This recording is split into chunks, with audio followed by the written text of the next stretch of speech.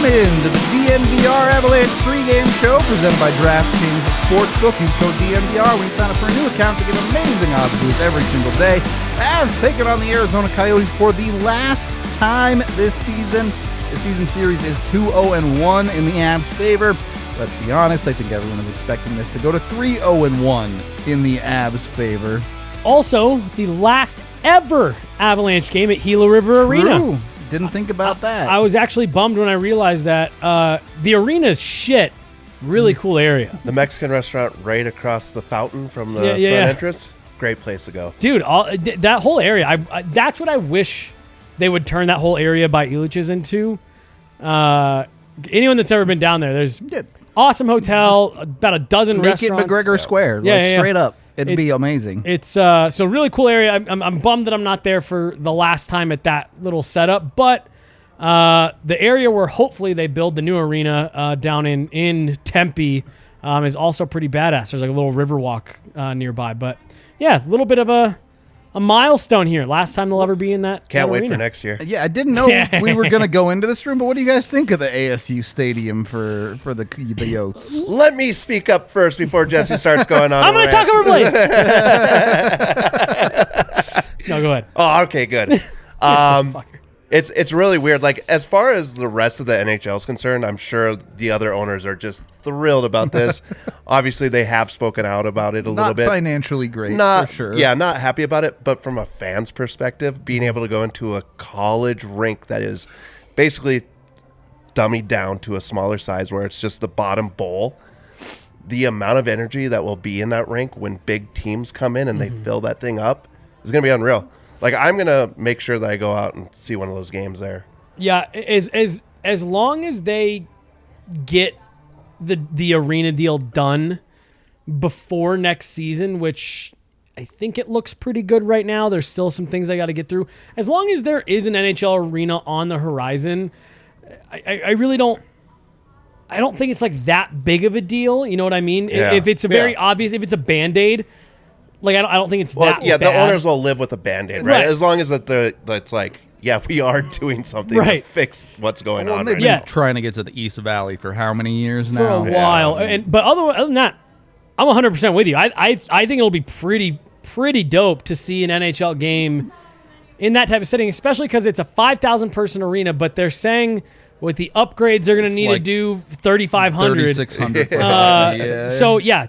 Talk about intimate, but I'm right there with you, Blais. Like, for a couple of years, sign me up. I mean, it's better than them playing at Oceanside or Arcadia. My kids played a hockey game, like a championship there at a tournament, and it got moved back by 45 minutes because there was a murder outside the front of Arcadia. And they only delayed it by 45 minutes? Yeah, but I mean, it's like typical things, like not murder down there, but like people's cars get broken into all the time. It's crazy. You got it's the ice coolest scrapers for the blood on the ice. You got cement scrapers for the blood on the cement outside the building. It's fine. Yeah. I think it'll be dope. I think it'll be cool. Anyone who's been to a Colorado Eagles game up north, Yeah. I think the building will be a lot like that. So Yeah, for sure. And again, as long as this is very obvious, if you're going into next year and you're still not sure what happens next, then it's a problem. Then it goes from being cool to like, okay, now this is like, what are we doing here? But I'm right there with you. I think it'll be cool when the big names come to town. Well, and the other thing there, right, is like, how are you going to draft people and be like, if you don't have something set up saying, we're building a new arena, like, hey, come play on college campus? Cool. Well, so the Avs had players walk through Lollipop Park for years, and it was fine. So it's fine. I know it's gone. Well, and like they've redone it a lot, and it's like a legitimate like workout area and stuff now. So there's still an arcade to your left, but yeah, no, it's pretty cool. What they've done with it, it's way better than Lollipop Park. The Ferris wheel and everything in there. Yeah. I remember going there for birthday parties when I was in like second grade, and awesome. Yeah, not really an NHL arena or an NHL facility vibe, but real quick, then we can move on. Just to your point, Blais, like Elliot Friedman was talking about it, I think, on the Jeff Merrick show yesterday, and he said like, that is one of the things with the NHL where it's it's a professional league, and it's supposed to have kind of a big time vibe, and you've got the facilities, and it's these huge arenas, and that's what it is, and it's just, I don't know if they're gonna have a hard time attracting free agent talent there because of that. I think maybe for other reasons they'll have problems attracting free agent talent. But yeah, it's not nothing, right? That it's not an NHL arena, and it's not one of these huge bowls that is filled to the rim. While I think there are some cool aspects of it, like if you're a visiting team, yeah, it's probably gonna be pretty sweet to go in there. But having to decide to play there as your full-time home arena as a free agent, college free agent, kid who was just drafted,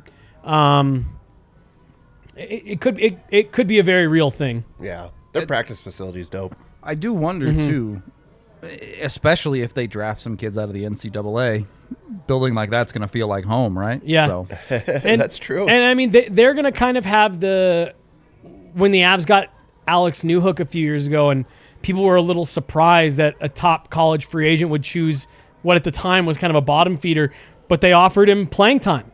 You can come here, and you're not going to fight for ice time. You are plugging right in the lineup. Yeah. So the Yotes will have that going for him. And like you said, man, you're familiar with this kind of feel. I think you could even go a few years further back than that and look at college free agents like Alex Kerfoot, who came here. Not Newhook. That's who I meant. Kerfoot. Yeah. I'm so sorry. Okay. Kerfoot. Yeah. Oh, my God. But you could get... Dumbass. Like, obviously, Kerfoot has developed into a regular, everyday NHLer with the Leafs. I mean, he was here with the Avs, too. But you even have someone like Dom Toninato, a little bit more of the depth option, who you're looking around the good teams of the league, and that dude's not in the lineup for a lot of teams. So, could be opportunities there for Arizona, which is what I want to talk about. Is there anyone not on the block for Arizona right now? I mean, we've heard rumors about Chychrun being out there. We've heard rumors about... They basically said anyone not named Clayton Keller is on the table. Which I honestly even think if they got a good enough offer for Clayton Keller. I mean, look, they've got 4 players under contract for next year. They have 4 players and no goaltenders whose contract extends beyond the end of this season. It's full-on fire sale. Yep. It really genuinely is. We've obviously talked about Phil Kessel a lot. P.S. Stay tuned the end of this week into next week. You'll hear more about that and a lot of other stuff for ARZ Trade targets here on YouTube. But you go down their list and you're like, well, no one's going to be interested in Louis Eriksson, but Nick Schmaltz, Antoine Roussel, someone might bite on someone like Shane Gostisbehere or Anton Strawman.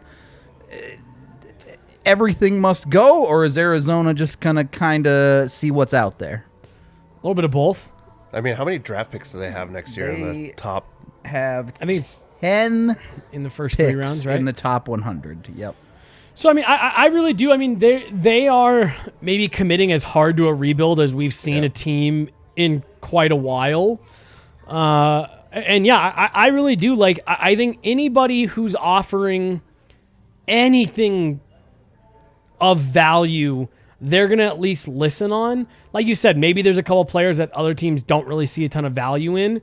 But, I mean, I think they're sitting there saying, we can ride out these last 2 months of the season with a lot of AHL guys. That's kind of what we're doing already.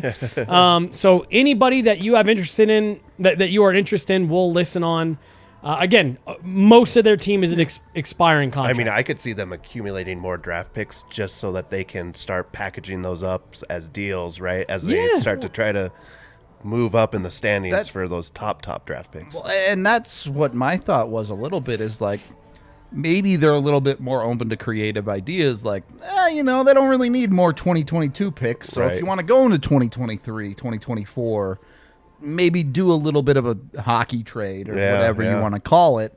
They're probably a little bit more open to this. And this is something you've brought up a ton, Jesse.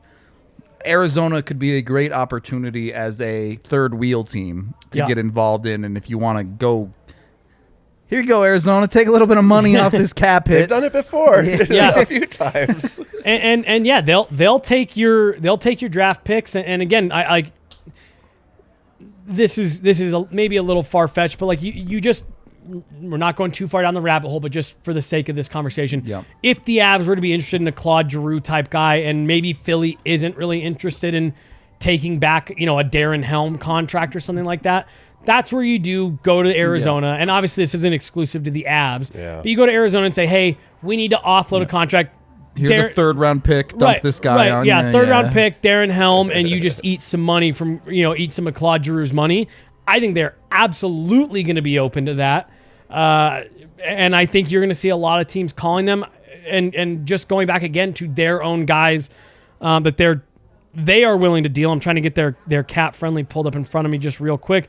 Like they've got space. Yep. They've got space to eat, especially when you factor in the fact that they're going to be, speaking of eating, they're going to be offloading Phil Kessel and a few of these guys. Like they are going to have the cap space to retain on a lot of these expiring UFAs, because why wouldn't they? If they can get an asset back, why wouldn't they? If Phil Kessel comes here, I mean, he can get burritos all day at the DNVR bar. Yeah, I was going to say, your first 10 burritos are on me, Phil. I already said he can drink for free here. He can get burritos, nachos, hot, whatever, for free at the DNVR bar for life if you come to the Avs, Phil. Yeah. I promise.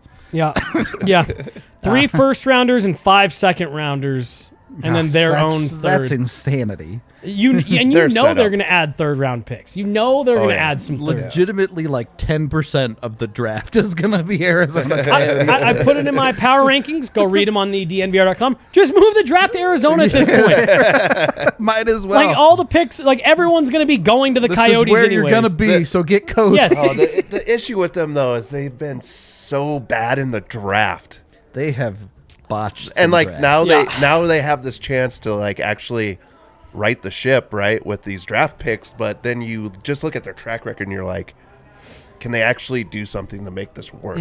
Get this ship headed in the right direction? Yeah, and that's where I'm not worried about them, but that's where you worry about them, right? It's like, okay, sure, you've got all this draft capital, you've got these young players, like they have a couple young players they like coming through. Now you got to do something with it. Yep. And that's where, you look back just a few years with the Avs, 48-point season. It was still easy to sit there and say, well, there's a lot of good players here. I mean, Mikko Rantanen had 20 goals in the 48-point year. Yep. But you say, can you put it all together? And that's where Joe Sakic, Jared Bednar have done a great job putting everything together.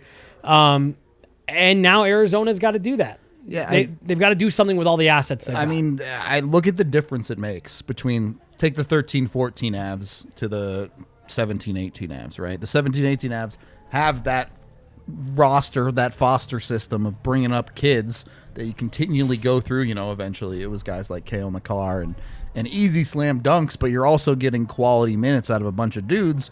And you look at 13-14, or the Avs are drafting Connor Bleakley in the first round, and a lot of things are not going their way. That's the fear for Arizona, is that they end up with a bunch of yikes in the system and they can't take that next step. Now, they already do, as Jesse mentioned, have some guys like Dylan Gunther, Josh Doan, a lot of people are very high on, who plays for ASU, actually. So, yeah. I'm sure kid. PHNX can tell you all about that, which, by the way, we're having Leah on the watch-along tonight for the second period at least, so you can pick her brain on the Arizona Coyotes during that if you want to. I wish they would have landed Matthews. That would have just been a really fun, yeah. really fun story. I really hope he goes there when he hits free agency. Like, I hope the Yotes are decent and he can, like, go there and make them a really good team. Play with EJ. Jesse. You know what? Just leave it alone. I'm going to let that one go by. Yeah, don't even touch that one. For the Avs side of tonight, Val Nichushkin is out again. Expectations are you'll see Alex Newhook up on the second line again. We've kind of talked around this subject a little bit over the last handful of games, but the Avs are just kind of sending it, especially with their bottom six lines. Yeah. They're just looking for stuff that works right now. So they can afford to, Blais, but I'm curious, is there any combos you really want to see? Anything you want them to try? I mean, at this point, they should just fall on Bednar until something's clicking, right? Like, Newhook going up is great. Like, I know we're talking about the bottom six, but I just want to kind of hit on that. It's relevant. Him playing with talented people around him that can move the puck just like he does. You can see the smarts in his game, right? Not to say that the bottom six don't know what they're doing, but it's just that there's a different talent level. Yeah, there's a different talent level. Really, like what we've talked about, I think if there wasn't an injury, I think you start sitting some of the bottom 6 players and tell them why they're getting sit and say, we expect better from you, because there's been some players that are underperforming this year. Well, and I think Jared Bednar started to get into that a little bit, right? Yeah, He before sat- the nuke injury. Abe Kubel, and then he scratched Tyson Jost. And Jared Bednar said, whatever that was 2 nights ago, I asked him, because I had asked him about the fourth line on a night where they really struggled against, who was that? They got caught, Winnipeg. Fourth line gets caught out there for the first 2 goals against, and just beat up. And Jared Bednar, normally very well thought out, very thoughtful, long answers, did not have a lot to say. And he's very good at like telling you what he means with his face.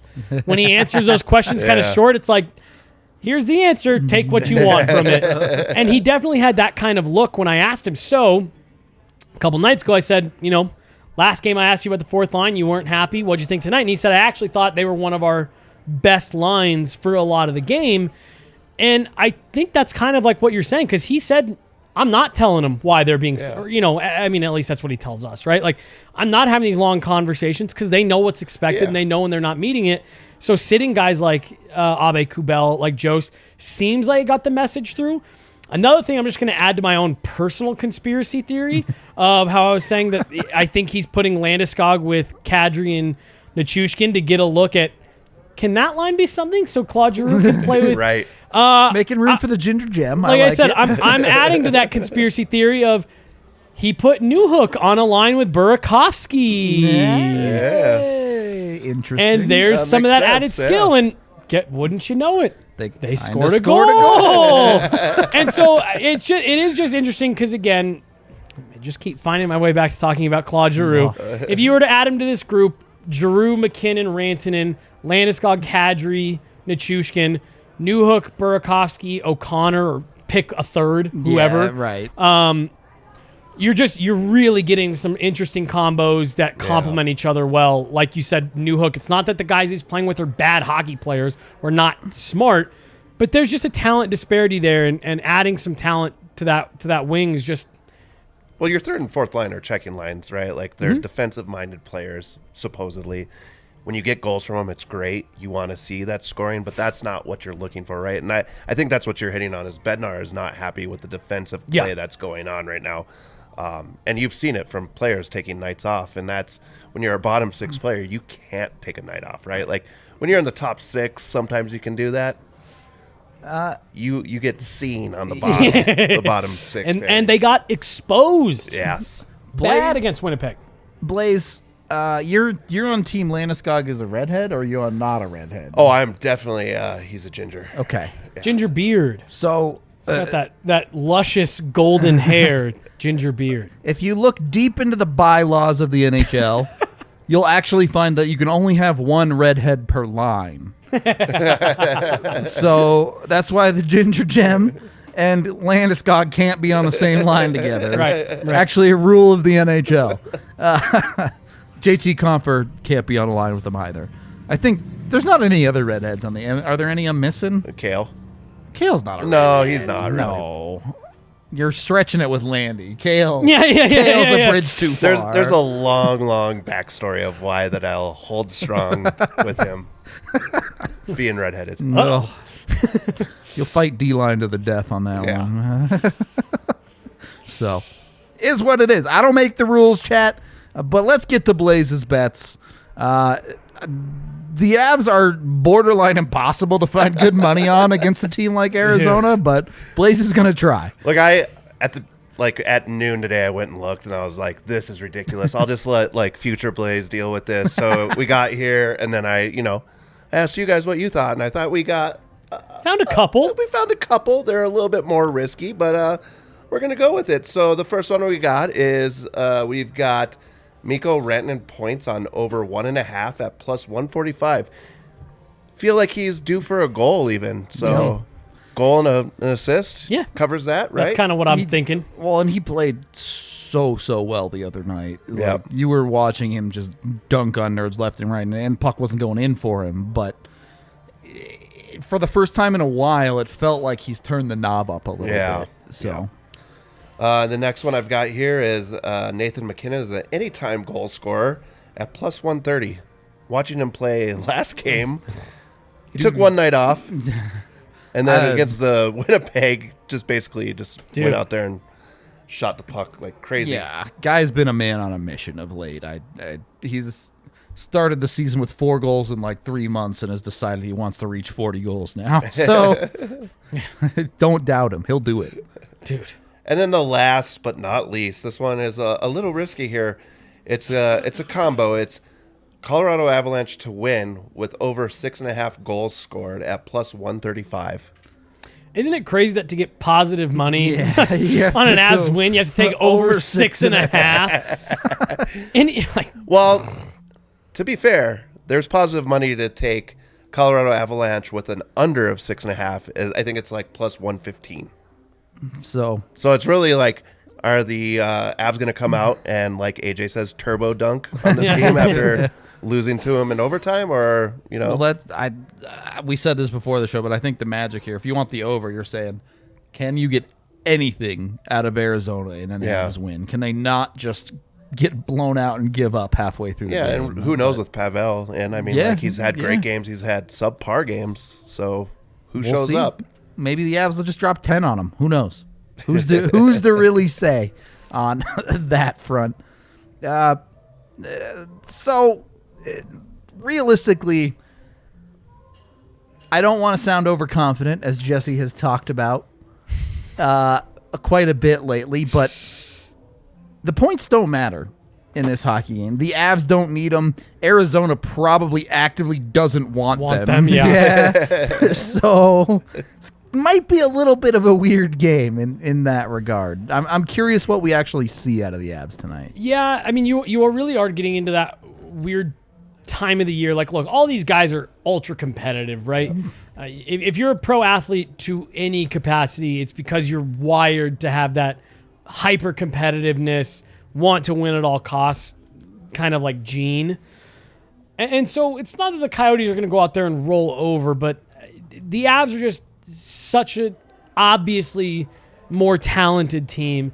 They're playing at a rate that, like, you even go back to that Tampa team from a couple of years ago, and there's just a different feel to the way that the Avs are winning games right now than they're not blowing teams out every night. They're winning in all kinds of different ways. Yep. They're winning different types of games. They're adjusting their play style.